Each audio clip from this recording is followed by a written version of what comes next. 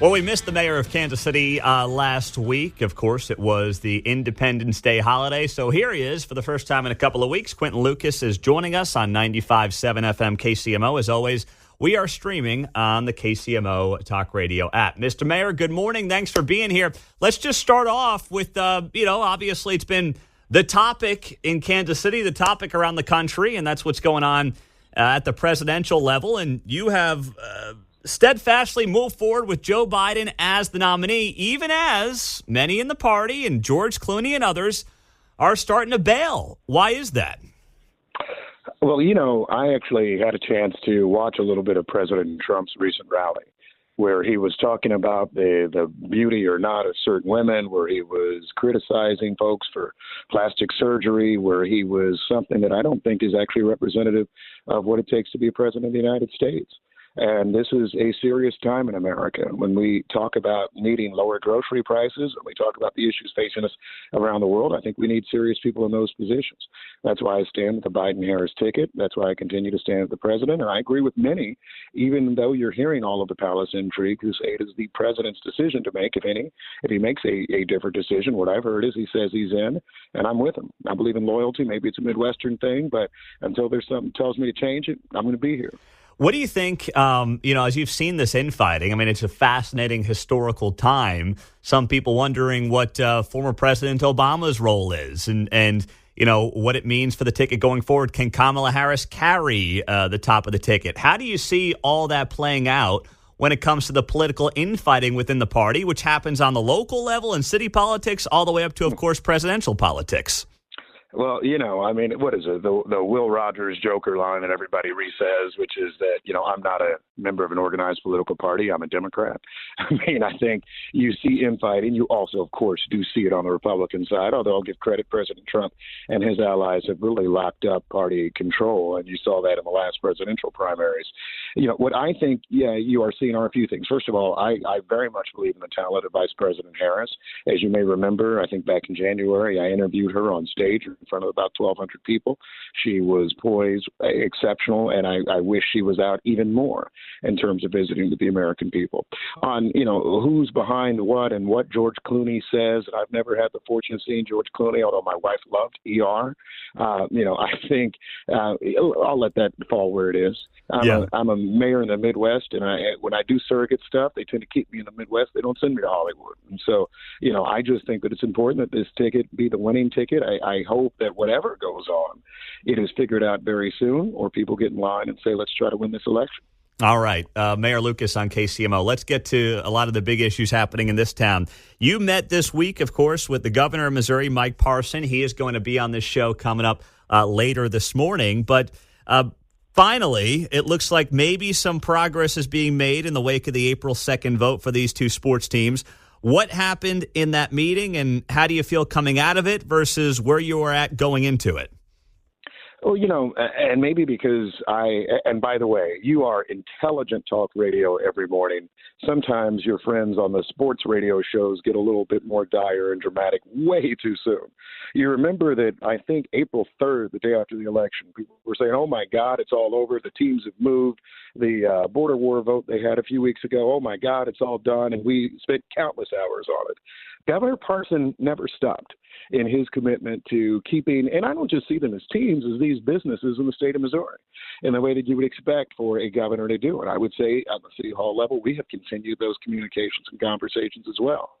If you can tell from my answers in connection with the presidential race, I'm not one for drama. And maybe people think sometimes I am, but those are usually issues that are relating to substantive debates, whether it be funding of certain departments in our city or anything under the sun.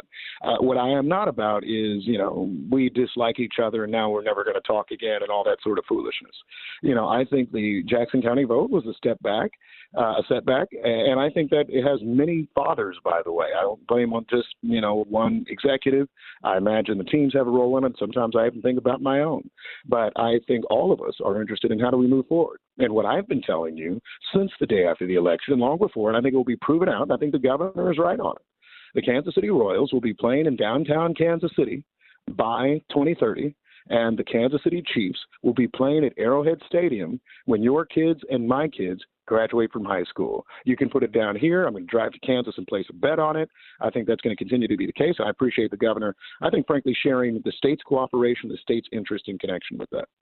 Did the governor give you any insight into what he can do as a guy who's a lame duck? Legislative session's over. He can't just start spending money on these things. So what are the tools in his toolbox that you learned in this meeting earlier in the week? So, as somebody who also is subject to term limits now, I never believe in lame ducks, right? But I would say this. I mean, the tools that a state government actually has are plentiful. One, he appoints and controls most of the state economic development boards to the extent that we're looking to do, frankly, kind of what you saw in Kansas. I know everybody thinks it's just a check for $1.3 billion. They're just tax redirections from a state authority that, frankly, need to be negotiated by a state bureaucrat who's appointed by Governor Laura Kelly. Governor Parson has some of those same abilities. I think you can also see him doing work in terms of how you fund infrastructure. The governor has great control on that.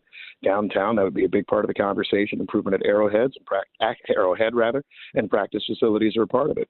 And so, if I were going to quantify his tools, I think the governor of Missouri has hundreds of millions of dollars worth of authority that does not necessarily go through legislative approval to see to it that a business in Missouri looks to and takes the opportunity to remain. If you want an example, look at certain tax incentives, and sometimes they've been controversial over the years, that keep businesses here in the state of Missouri that did not need a legislative vote. That's the sort of work that he does, but I also think being a convener is important.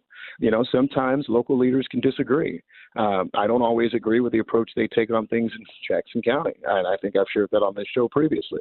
I think the governor is someone who gets to be above it all and say, hey, how do we look to figure this out? Is it a county chief's solution, a city royal solution? Is it a practice facility looking somewhere else?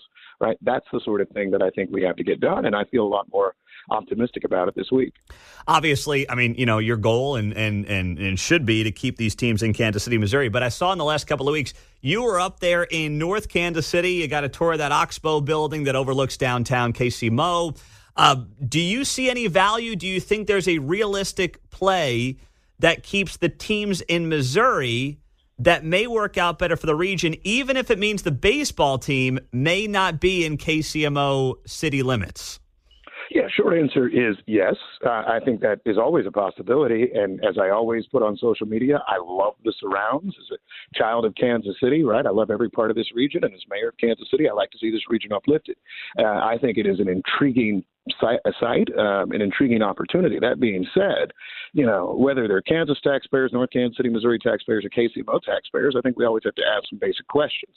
There is not much tax base, other than perhaps the riverboat casinos, in North Kansas City itself. You have a population that's small, so when you start to look at the tools that are available, you would be redirecting. And again, people can do whatever they want to do, but you don't want to redirect almost an entire tax base as an incentive, right? When you have police to pay for, when you have schools to support, when you have lots of other things to do. I think that presents one challenge. Certainly there's an ingress-egress issue. People largely coming over the Kit Bond Bridge. It can be a challenge. If you have a question about it, look no further than getting in and out of downtown Kansas City, actually, for our Northland residents. We'll have another bridge coming online, but I think that is a challenge to a unique site. And so, look, it's not even a rivalry thing for me. It's just tough to do. And, I'm one who happens to believe that it would be very hard to pass a countywide sales tax. It was hard to pass a countywide sales tax in Jackson County. And by the way, say what you will about the tenants and Hartselle and all of that, the sales tax vote got destroyed in eastern Jackson County, where I know there are a lot of Pete Mundo listeners who are more politically and fiscally conservative than some of the rest of us in western Jackson County. And I think in Clay County, you have a lot more of that. So I don't know if people all of a sudden are saying we want one whole cent sales tax, we'll add on another half cent to try to support something like that. So that's where I think the challenges are there. But look, I'm happy to keep the teams here. Of course, I always want to improve the tax base at KCMO, number one. Yeah, although you did just mention a name that is not allowed to be mentioned on this show, so we'll accept an apology later for that. But no, you're right, though. I mean, everybody had a reason to dislike it. Right, left, middle, right. You're right. That's absolutely true. And if history tells this story correctly on that vote, that will be the case. Last thing for you here. Yesterday I had the chance to get together and meet with Alvin Brooks and our good friend as well, David Block. Just take me through, because I'm going to play some audio from that conversation later today. Alvin Brooks and what he means to Kansas City. I know it's a loaded question, but what do you think about with his history? 92 years old, he's going to be featured in the Kansas City Magazine 9/90. First of all, I dream of making it to 9 over 90 one day, Pete. We better keep working out and see if we can. I think, more seriously, Alvin, and part of why I actually like talking to this show and your audience is because at its core, when I bump into people on the streets, and I bump into a lot who listen to these segments, most of us aren't that different and want to support our families, believing the public service is honorable and trying to build a better community. And I think that has been Alvin's career broadly. Republican administrations, Democratic ones, he's old enough to have been through some Republican mayoral administrations. I think that what you've seen in Alvin is, how can I make things safer here? How can I help kids get better lives? And, frankly, that's kind of inspirational in a way that just doesn't happen the same anymore. Even leaders that I like and you like, right? They're worried more about their Instagram, their followers, what's going on and all of that. Maybe that's just the nature of the times. He's a classic and the type of which we don't have anymore. And that's why I'm glad that he's getting the attention now, hopefully motivating others to service and others to how do we cut through all the muck each day and do some common sense solutions that make us better. Yeah, no, I was blown away. Fascinating man and certainly a treasure for Kansas City. Mr. Mayor, thank you as always for the time. We will talk to you next week. Have a great weekend. Stay safe, everybody. We'll see you. All right, there you go. That is Quinton Lucas on KCMO.